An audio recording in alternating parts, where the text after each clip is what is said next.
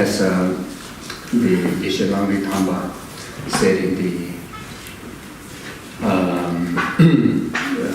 verses that in the first verse, determined to obtain the greatest possible benefit from all sentient beings who are more precious than a wish-fulfilling jewel, I shall hold them most dear at all times.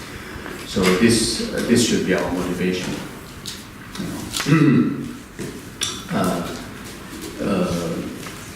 Why the purpose of having Buddhist Dharma discourse, in particularly in the Mahayanic institutions, Mahayanic Buddhist centers like Langri Tangpa Center,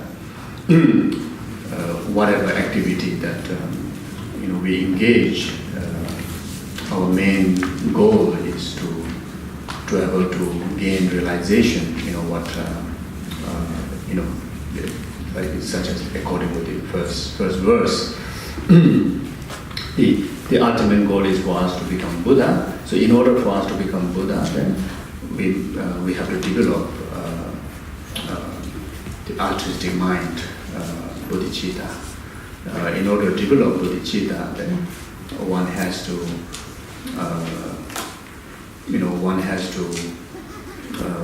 actualize all the six causes to develop bodhicitta.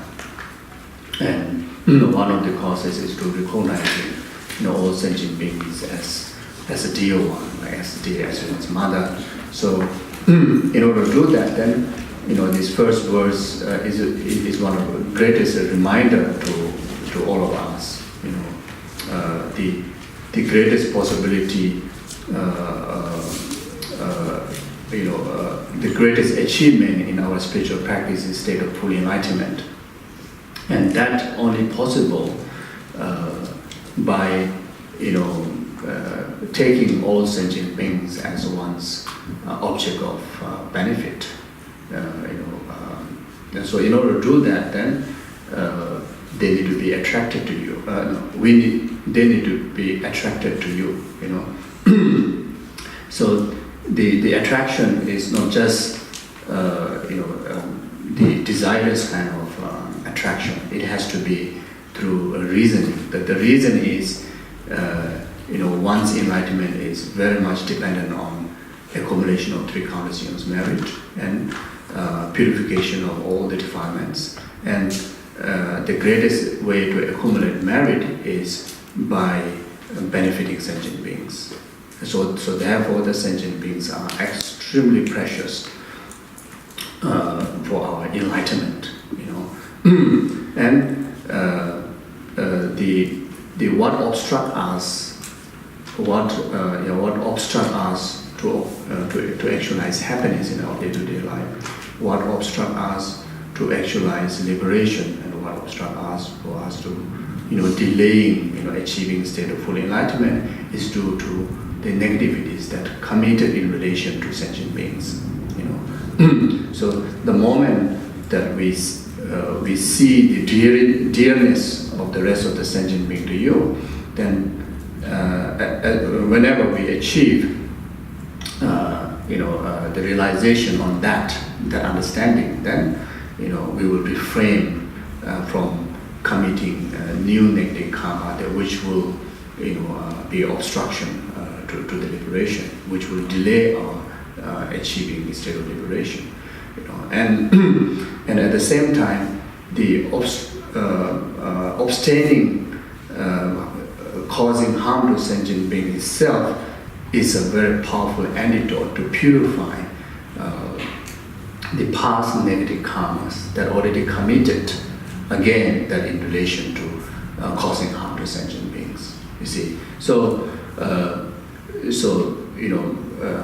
gaining the realization of seeing all sentient beings as a dear to you, as most important to you, attractive to you, it is a fundamental platform where we can able to develop the rest of the realization in the parts and grounds, after the state of full enlightenment.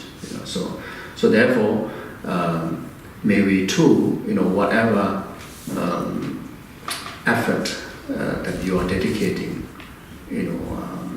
for this kind of discourse, may it be conditional cause for you to actualize, the realization of seeing all sentient beings as dear as your mother, all sentient beings as dear as your father, all sentient beings as dear as whoever is dear to you.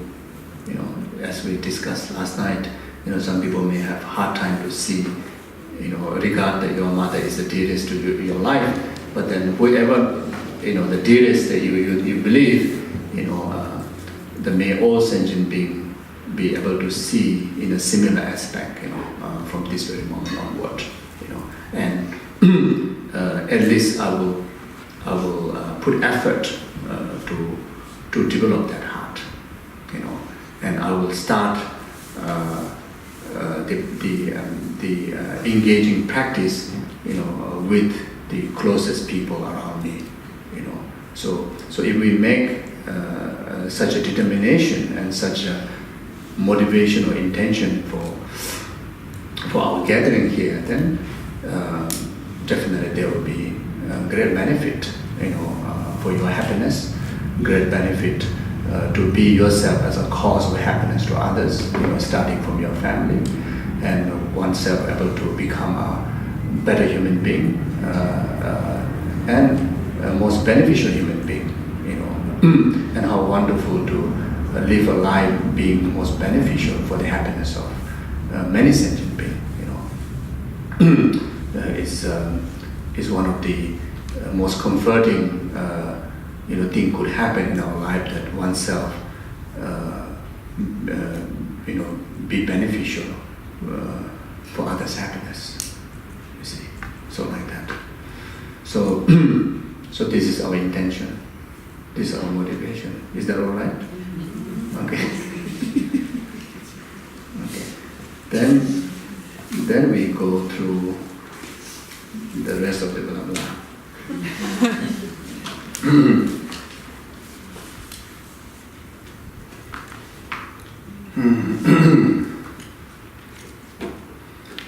Yeah, so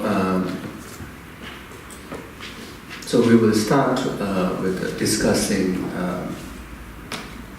not disgusting. I mean, discussion. Very danger. Discussion, disgusting. How is that? Discussing, not disgusting. Okay. Discussing. Okay, so we'll start, with the discussing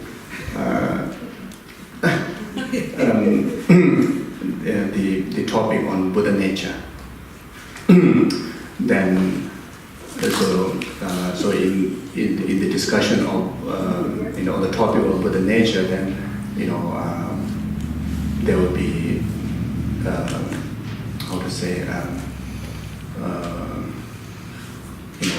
try to understand the different type of mind, such as delusions, such as the delusions, the characteristic of the different delusions and the characteristic of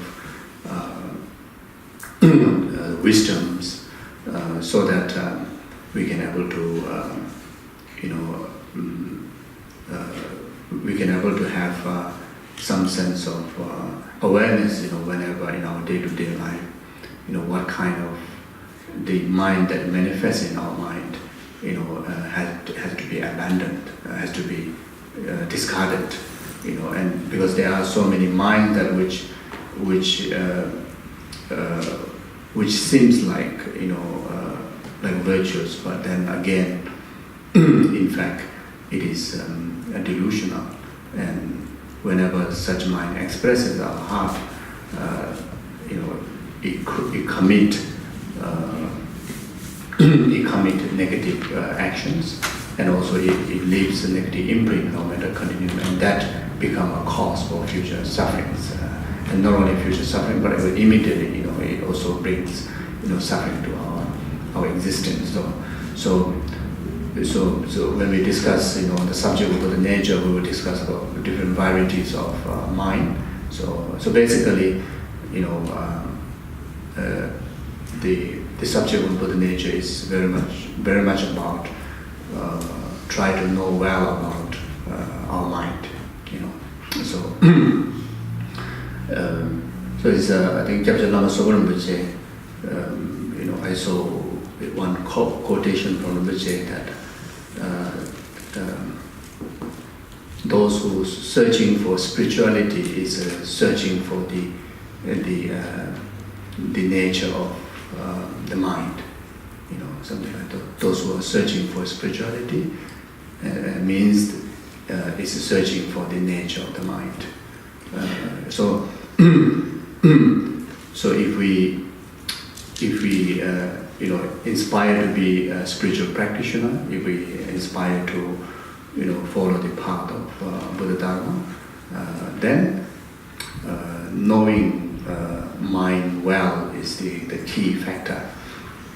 The whole purpose of spirituality is to develop our potential, our mind, the limitless potential of our mind to be developed. In order to do that, then to understand it is nature, it brings the impact, to the development. You see, so like that. So then, after that, then we will go through as the MIPI and the team suggested about following the little booklet, which is more like a note, not really tidy up, kind of so-called as a normal book. So it is just maybe I just take as like my own small messy note. So maybe I will try to just rely on that note, because the note itself is already very messy, even though there's a little cleaning there. But then if I start to close my eye and talk, then it will be extremely messy. So I will try to maybe rely on my notes. Then from there we can do some discussions. And also, since you have the booklet, then you can read through it and hope that we can have more question answers. So from there, I think each and every one of you, whatever you like to learn, whatever you like to, clarify, so that everybody get the benefit. Otherwise, just one person keep talking, may not necessarily able to answer everybody's need. So I think discussion and question answer, I think one of the very good session that everybody can achieve something. And I love question answer, and don't feel difficult to ask questions. So just feel free to ask any question you like. If you want to punch me, also can. So please do so. Or you want to stand up like that in the monastery, to stand up and want to debate with me, also can. So like that. So there will be quite a number of subsequent sessions will be in Langri Tangpa Center in the future. So after the discussion of Buddha nature, there are very important subjects like the preliminary prayers, which so far all of us do conduct those preliminary prayers, and how wonderful to expand more deeper understanding of that. Then with the understanding of the meaning and how to how properly to conduct those preliminary prayers, and if you do that in day-to-day life, it will be very effective, to accumulate vast merit and also bring immense purification, so like that. Then after that, all these preliminary subjects, if we finish earlier, then maybe gradually we can go into some of the like such as like introduction on varieties of maybe like tantra, so whatever we are doing in the initial stages, like very preliminary, then eventually will lead us into higher, some more extensive subjects, you know. So I think this is a very wonderful way to start from. So like that. Okay, you okay with my English? Yes. Okay, thank you. So you can look in the booklet at page 4.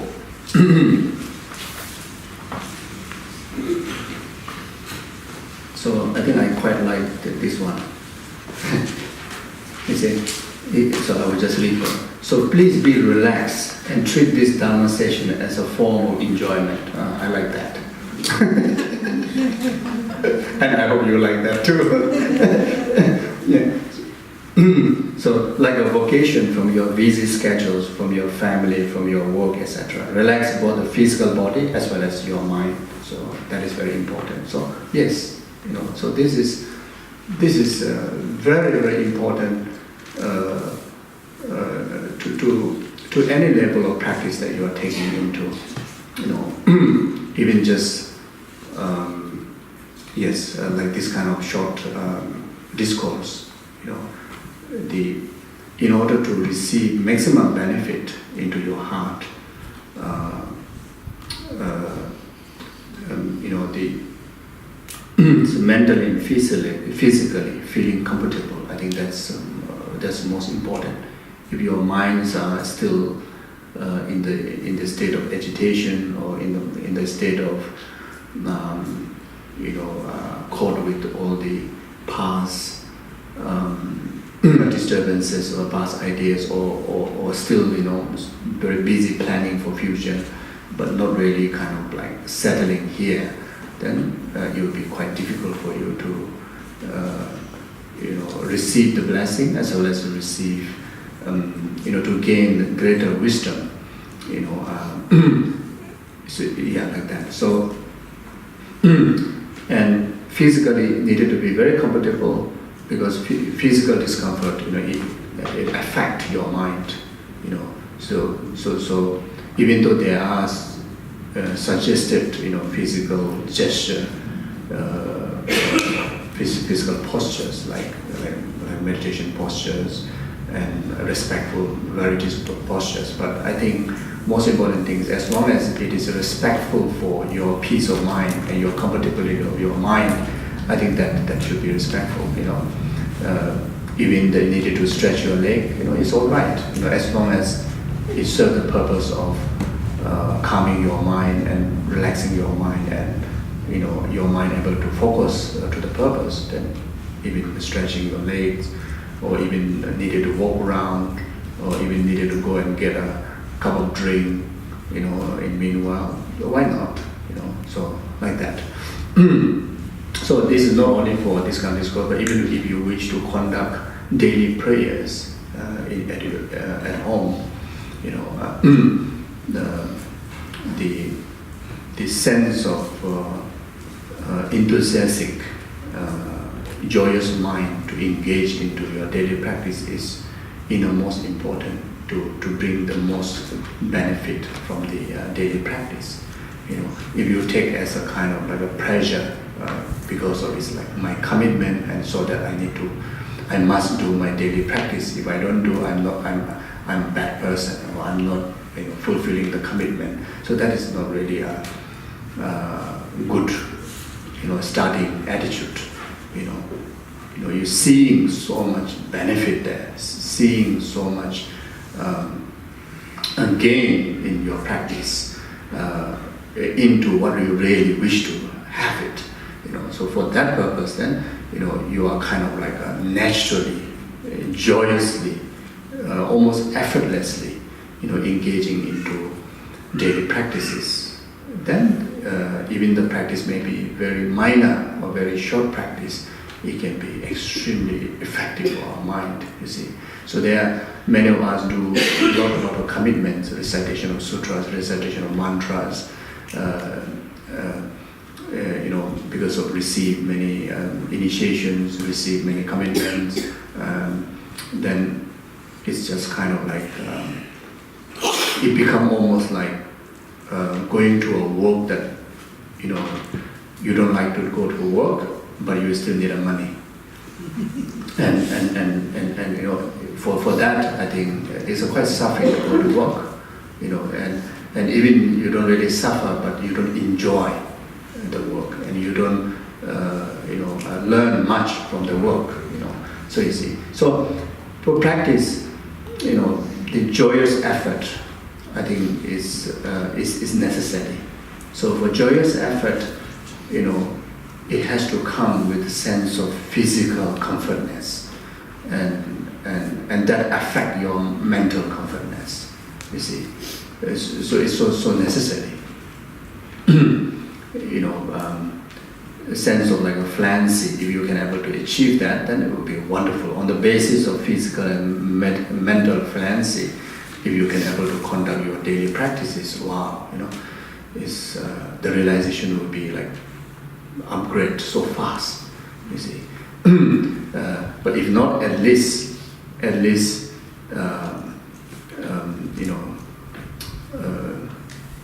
to say? There's a sense of a joyous mind. So how to bring that kind of joyous mind is, whenever you end the session, we try to end with, we end the session while there's a joyous mind is there. Not like my sessions like last night, if we end on time, maybe some joyous mind to come back this morning. But then it went beyond the time. Then I saw some people looking at their watch, so their mind is already a bit disturbed, maybe, So that is, I think, not the right way to end the sessions. And that this can, take as an example to our daily practices. When there's a great sense of joy in the daily practice, then find a way to stop that, so that this will kind of like can't wait to engage into the second round of practice,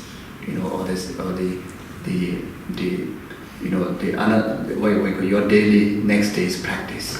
You see, so this is advice that the great masters used to give whenever we go into retreat.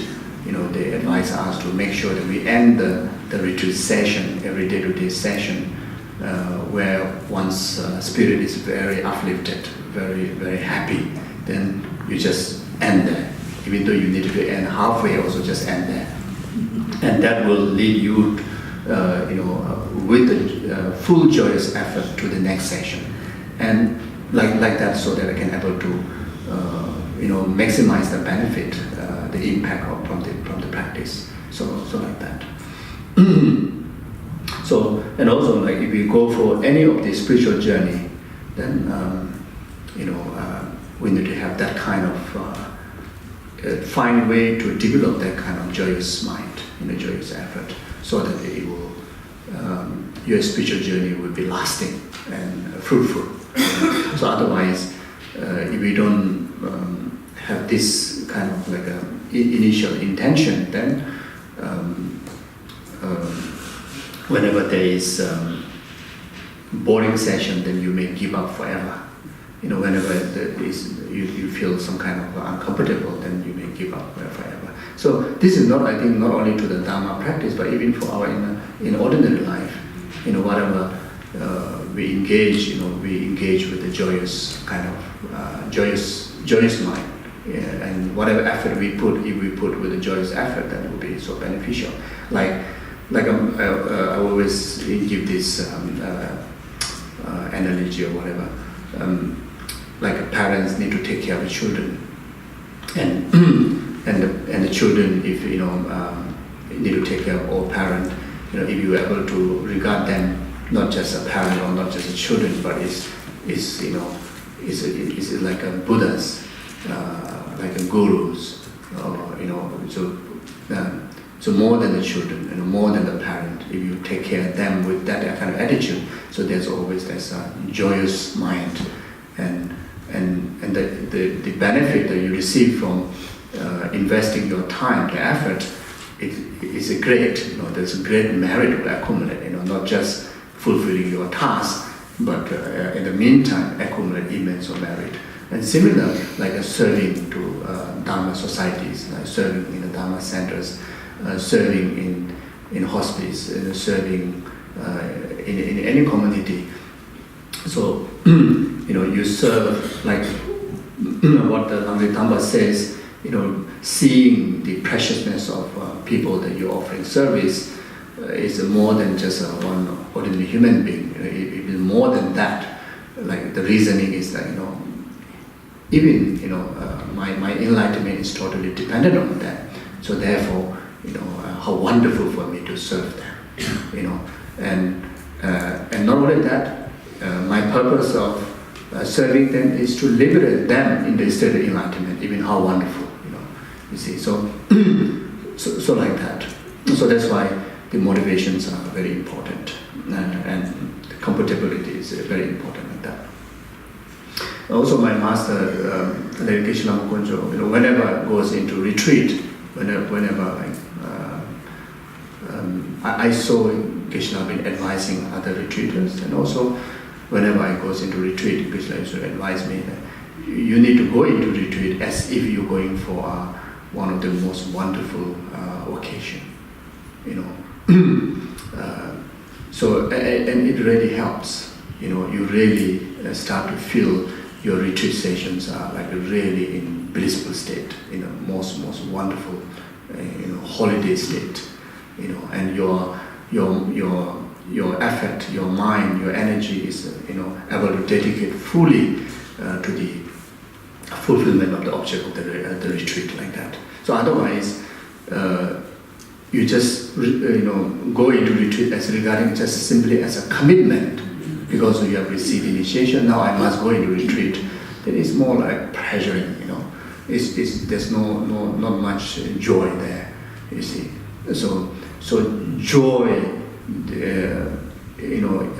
is so important, to engage into Dharma practice, engage into some virtuous practice, the initial joy, and the joy has to be drive into our heart. It doesn't naturally comes. It has to drive by reasoning. The purpose, the reasoning.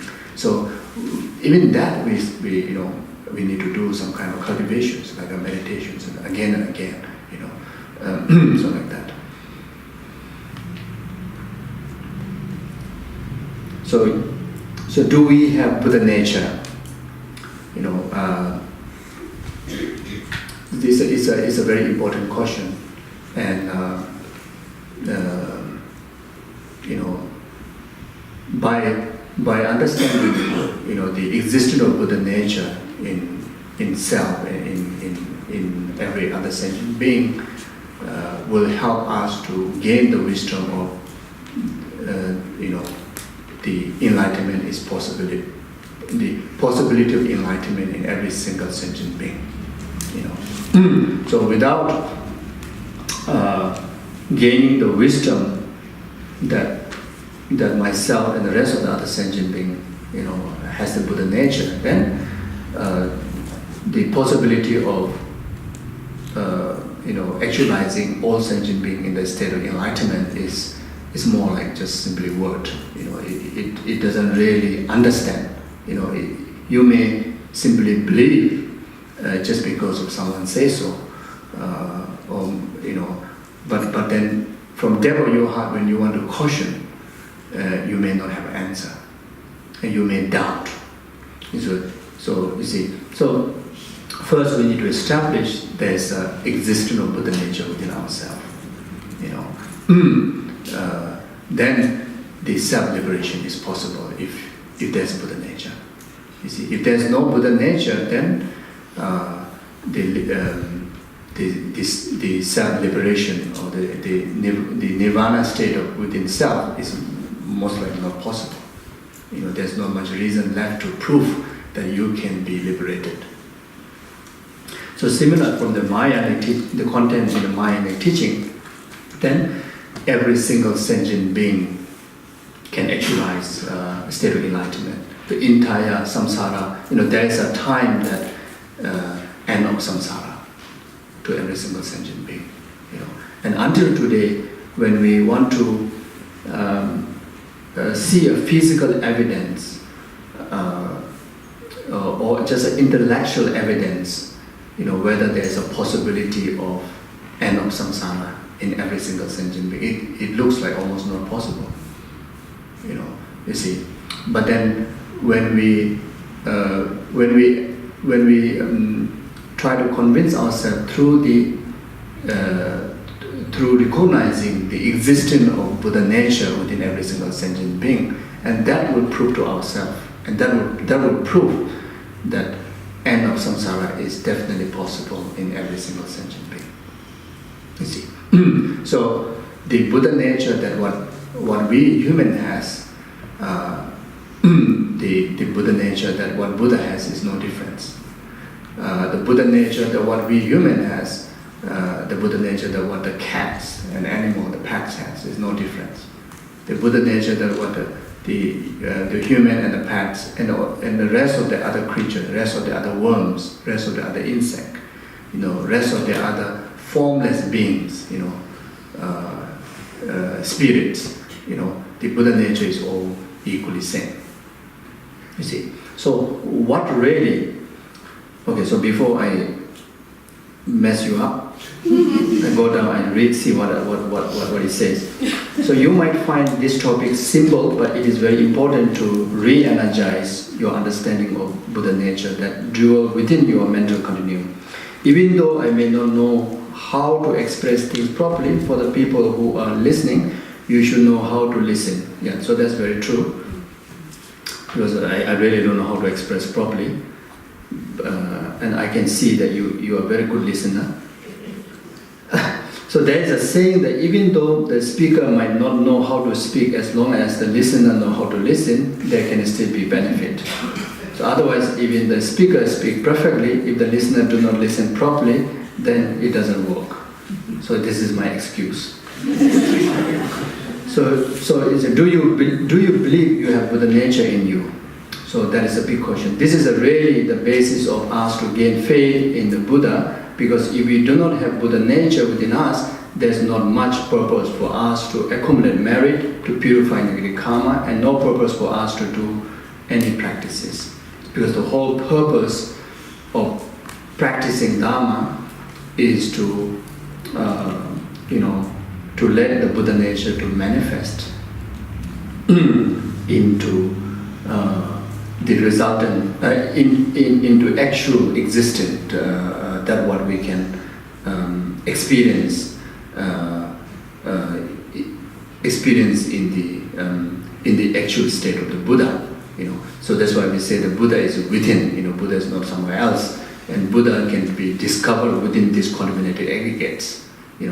So the discovering Buddha within these contaminated aggregates is nothing other than discovering the Buddha nature. So if we able to let the Buddha nature manifest in actual what you call the form of perception by our ordinary eyes, by our ordinary mind, and that very moment the entire our wrong perceptions are purified. Entire our the impure perceptions are purified, and the pure perceptions will be present. And since the pure perception of the Buddha is present within us, the world that we live become a pure land. The self, the designated self become a Buddha, and the beings that you see with that perception is all like a Thagatakinis, all are holy beings, and the perception that experience the world, the surrounding you, experiencing bliss. You see, so therefore it's saying that For Buddha, there's no samsara. For Buddha, there's no suffering. So if Buddha and ourselves, sit on the same cushion and getting to experience of the surrounding environment and the people around you. For Buddha, experience only bliss. Buddha experience Pure Land. Buddha communicating, among the Buddhas. But for you experience suffering. For you experience samsara. For you experience negativity. For you, communicate with ordinary beings. You see. So the actual manifestation of Buddha nature is gaining, awakening your mind into the realization of the absolute Buddha nature itself.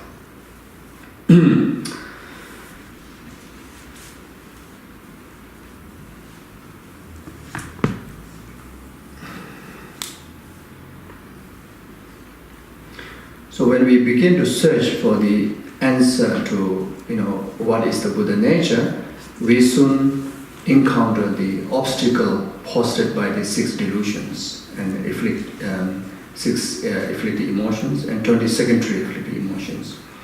So we will need to fight hard against the force presented by these afflictions, and thus need to recognize the 6 delusions and the 20 secondary delusions.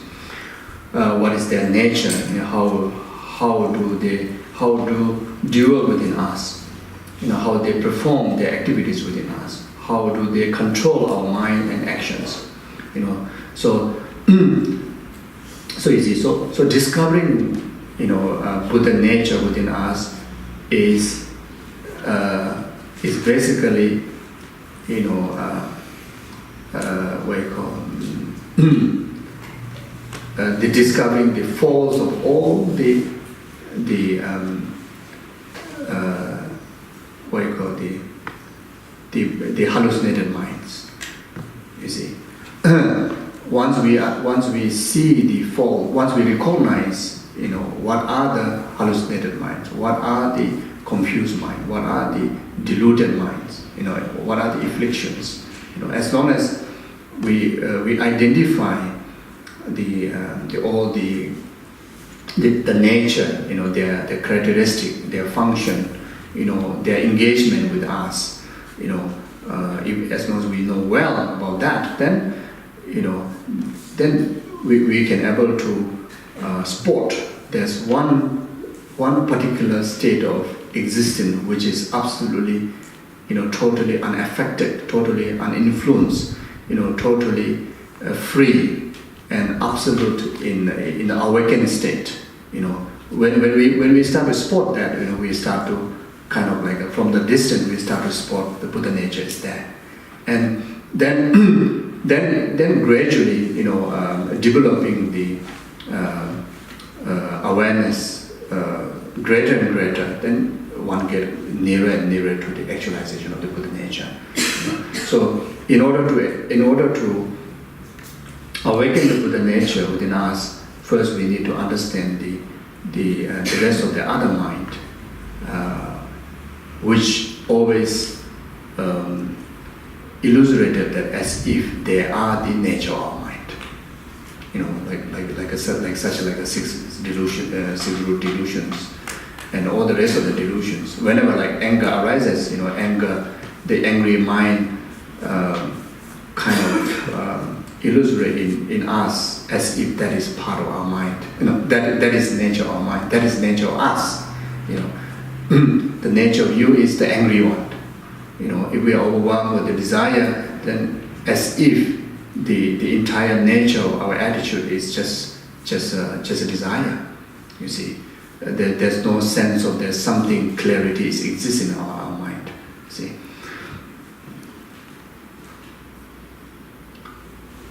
So the first step to recognize the 6 main delusions, and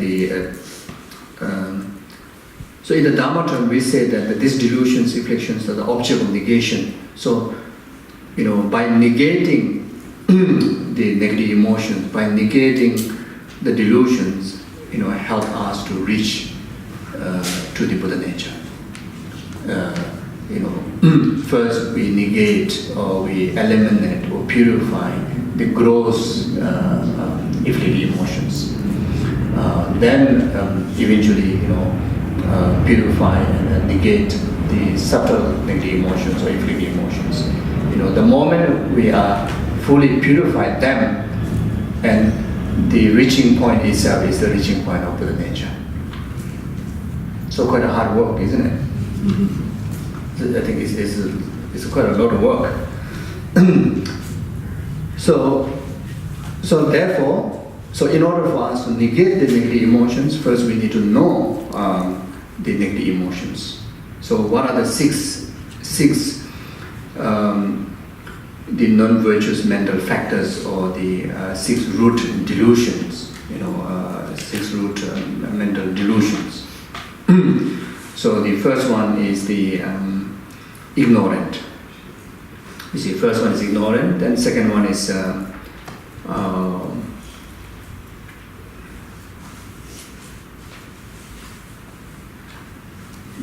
attachment, then third one is anger, then the pride, then the doubt, then the wrong view. So now, even though when we count the number of the six delusions, it counts from the ignorant. But when we want to purify them, when we want to eliminate them, the ignorant, in fact, very much come later. Because if we directly, as a beginner practitioner, first time we start to go and figure out what Buddha nature is, and on the way, clearing all the obstacles by, purifying those delusions, we cannot directly kind of purify the ignorant. If we can able to purify directly, from the very first, the ignorant, then the rest of the delusion will be purified by then. But that doesn't work. In order to do that, first we even need to realize the emptiness, the wisdom realizing emptiness. Then only we can able to eliminate completely the ignorant. Otherwise, just with the minor virtues and minor awareness and minor wisdom, we can bring effect to lessening the power of ignorance while we are purifying, eliminating the gross delusions. But we won't be able to, to handle at the very first. So first we need to purify the grosser defilements, you see. So even within these six root delusions, first we need to tackle, such as anger, such as attachment, such as doubt, such as wrong view. First we kind of fix our mind having wrong view, through learning, and through reasoning, and through meditation, as we discussed last night. Once we have a right view, at least intellectually, and then bring into a conviction in your practice. The right views are as like a guideline for your practice. Then, with the tool of right view, the right view not necessarily can be emptiness view. Right view can be right view of the impermanent. Right view of the karmic law causality. A right view of having full conviction in refuge. A right view of having conviction of existence of life and death, and the life and life and rebirth. You see, right view of life and rebirth. So once we have this basic right view, at least believing, like 100% believing the existence of karmic law, cause and effect, that already clear immense of negativities, and that already let us kind of getting closer to challenge the root cause of all the problem, which is the ignorant. Rather than directly try to meditate on voidness, without even having the foundation of complete conviction in refuge. complete conviction in the definite existence of life and rebirth, complete the innate conviction of the karmic law causality. You see, so without that, directly go and meditate on emptiness, then that is where the danger of falling into the extreme, the nihilism and inter-nihilism comes about. You see, so in many discourse, of course, the student also, directly want to fly by the rocket, not by the ordinary aeroplane. They want to fly, So and of course, it's a good intention. Want to enlighten faster. Want to eliminate the ignorance faster, so that so directly want to listen teaching on emptiness, and want to directly want to meditate on emptiness, but without having the firm foundation. And there are many cases that which the practitioner gain even take a wrong view, because of the voidness, the impact of voidness become absolutely nothingness. So that's why fall into nihilism. Then due to that effect, then the grasping become even more intense because of through your senses you really see things that exist, and so things that exist, since there's no voidness, then it definitely has to be true existent. Definitely has to be inherent existent. So instead of lessen the delusion, it may strengthen the grasping of true existence. And once your heart become like that, then it is so difficult to liberate. You see. So therefore, yeah. So like that.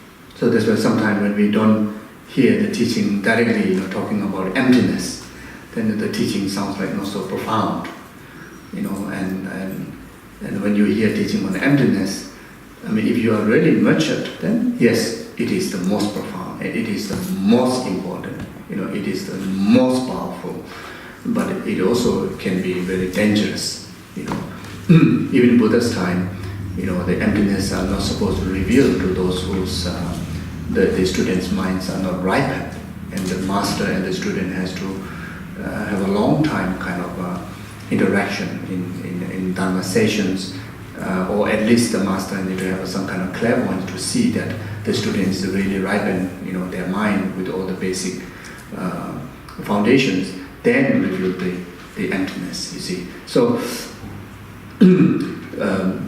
and even there's a story that revealing emptiness in the very first time, because of just simply the interest of somebody. There's one king during Buddha's time. He fall into Lorima because of he fall into the nihilism. So like that. So my point here is that the having totally the conviction from the depth of your heart on the view, the fundamental, the foundational view of impermanency nature of the things and events, and interdependency nature. Even though the absolute meaning of interdependence nature is the meaning of emptiness, the meaning of voidness, but for our mind to train, the initial stage training in the interdependency nature is very much in interdependency of the causality, the cause and effect, interdependency of cause and effect, the interdependency of the reliance, the cause and condition for the productions. You see, so as long as like virtue, happiness result comes from virtue, negative result comes from non-virtue. So that kind of interconnectedness, interdependency. So when we have strong, conviction in that, then when we apply the meaning of interdependency as the meaning of voidness, then you are well prepared. Your foundation is very solid to interpret the absolute meaning of interdependency is voidness. Absolute meaning of interdependency is actually emptiness. So like that.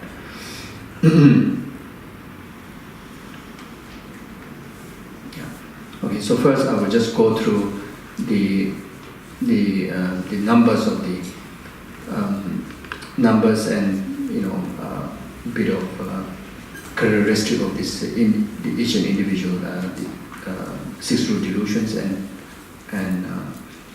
20 secondary delusions. Even though there are billions and billions of numberless delusions, other than this, what you call the numberless sub delusions, but the rest of the delusions are very much rooted with these 20 secondary delusions and six root delusions. So therefore, not necessarily have to name each one of them. But that doesn't mean that there's only 20 delusions and six root delusions. In fact, there's numberless delusions and that. So ignorant is not knowing karma, like what means ignorant? Not knowing karma or cause and effect, and not having the conviction, or not having the conviction of the existence of liberation. Not having the conviction, the qualities of the state of liberation. And ignorant also can be interpreted as the ignorant that which don't totally don't see any reasons to believe, and there's rebirth. So ignorant is also can say they're like a close-minded from what you call your mind to experience a higher wisdom. There's a sense of denial of higher wisdom. So like that. So then the ignorant is ignorant of not understanding the nature of impermanency of the things and events. The ignorance of not understanding the true nature of selflessness, the ignorant of not understanding the true nature of all the phenomena, not understanding the nature of all the phenomena in the nature of lack of inherent existence. So all these are the ignorance. So then the ignorance of not understanding, what to be adopted and what to be abandoned. Ignorance that which see no benefit in cultivation of virtues. Ignorant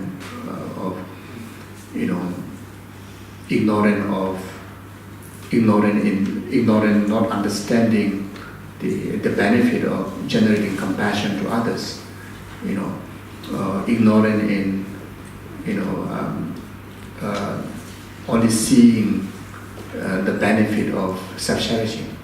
Ignorant only about the quality of self-ego-centered self.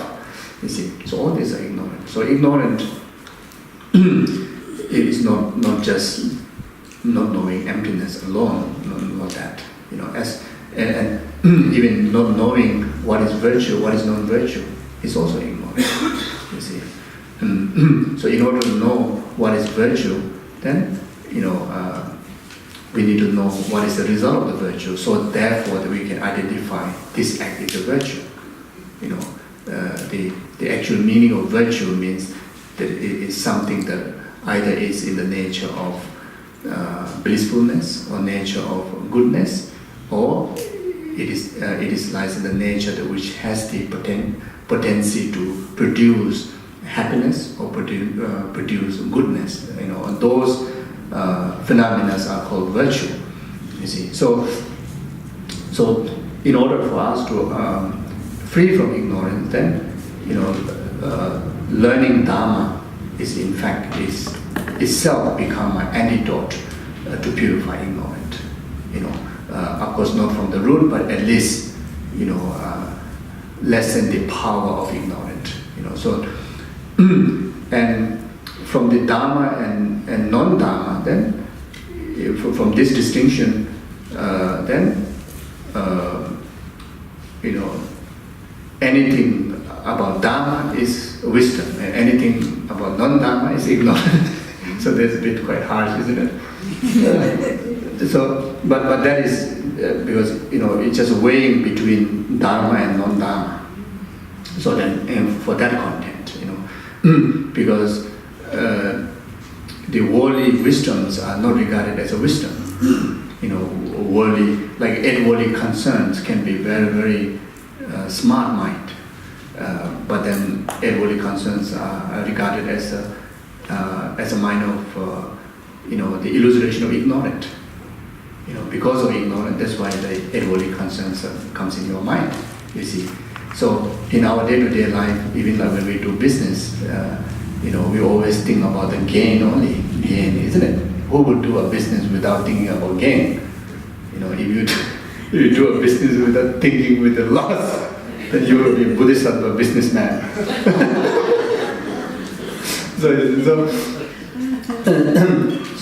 So again, the gain is very much motivated to bring benefit, to the society, to the well-being of others. Then yes, wisdom. But then, very much in the ordinary world, the gain is just simply about profit for myself, and that is just simply the gain. There's no concern of the well-being of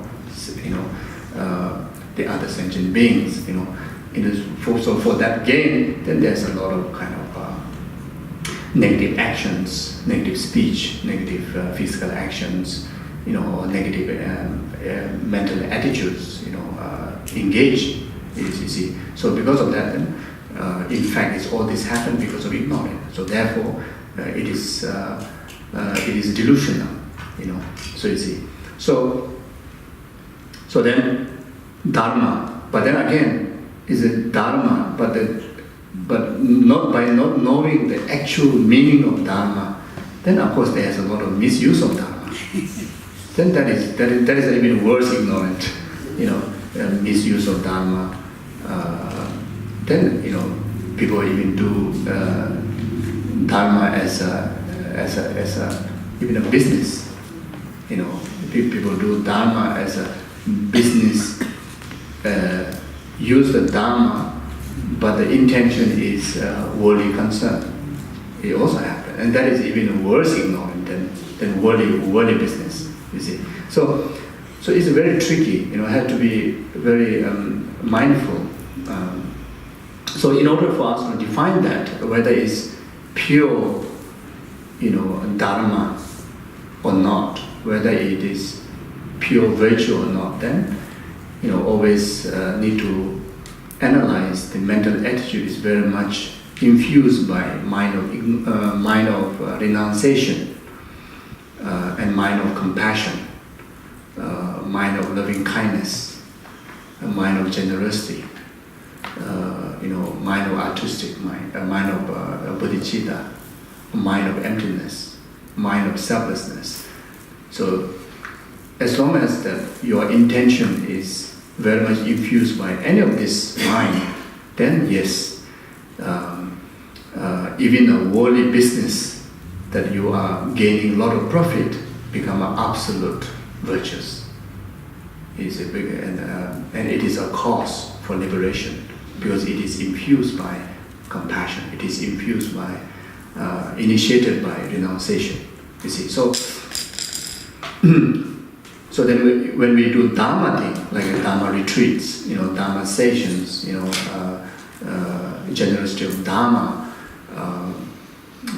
or meditations, and if there's no initial intention, either of those virtues, then it's very danger, to becoming non-virtuous.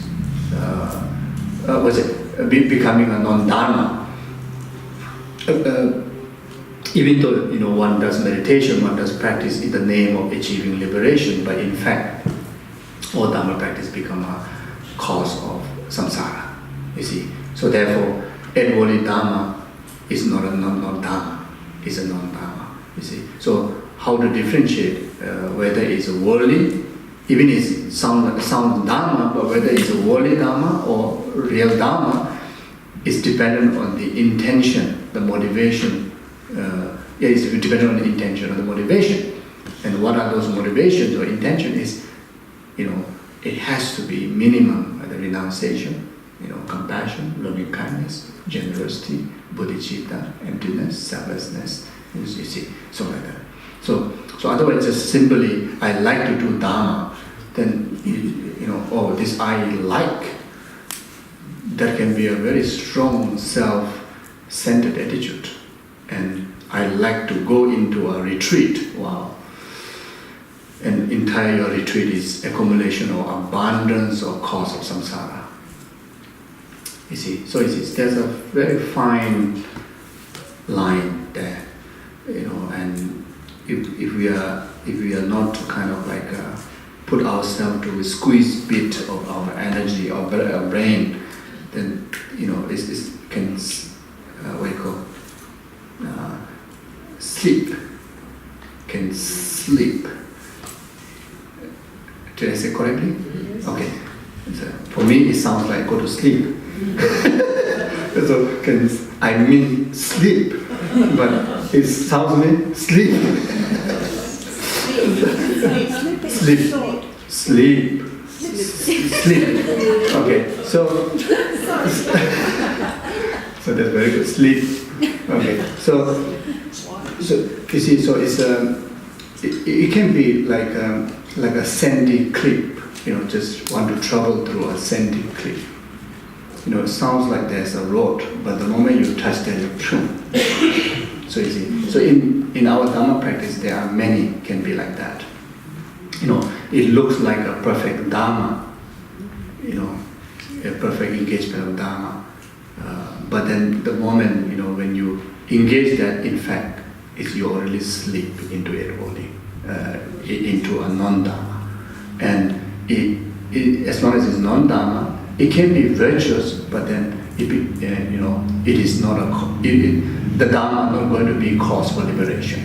So you see, so this is very, very important because we have limited time to practice Dharma. We have limited time to accumulate causes for liberation, and just because of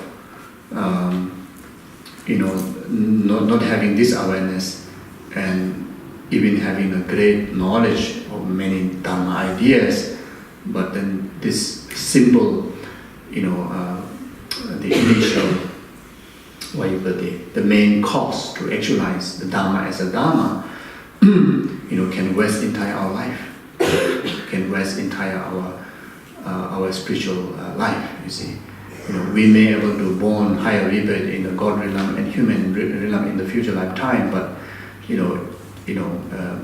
in fact, we already got the opportunity to even be enlightened or liberated within this lifetime if we are able to conduct the Dharma practice as an absolute cause for liberation. You see, so like that. Yeah. You see,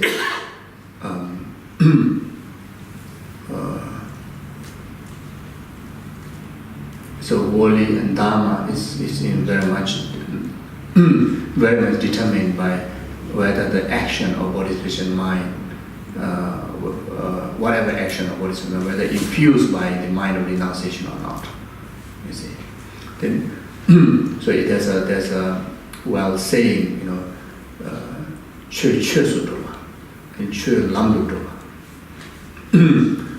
lam trubameba. So chö sudoma, the Dharma has to be Dharma. And Dharma, we have to make sure that Dharma become a real Dharma. It may sound like Dharma, but what it means is if you don't have an intention of mind of renunciation, then it sounds Dharma, but it's not Dharma. You see, then the Dharma has to be, has to be cause of path. You see, so meaning, cause to actualize the journey of liberation. Otherwise it would just function. It would just throw into another samsaric world. You see, then the path also has to be practiced unmistakably. And with the proper sequence, with the proper instructions, and with proper wisdom. You see, so therefore, then can able to really bring about the result of absolute liberation. You see, so this is one of the reasons why we need to study Dharma. Why it's not just meditation is not good enough. So there are many people, many practitioners in the world that who find some benefit, immediate benefit of meditation, and without learning, sometimes directly go to meditate, and there's a danger that the path may not become the unmistaken path. It may fall into mainly to tranquilize yourself, mainly to help yourself to calm and be peaceful. But then the time that you are spending, for that meditation, how wonderful that if it's infused by real Dharma, so that time, can even produce an absolute state of liberation in you, and not just a simple, not just like a temporary tranquilation, not just a temporary kind of like a state of peace. You see, so like that. Okay, I think 11 we stop here. We stop for tea, right? So I want to discipline. Thank you.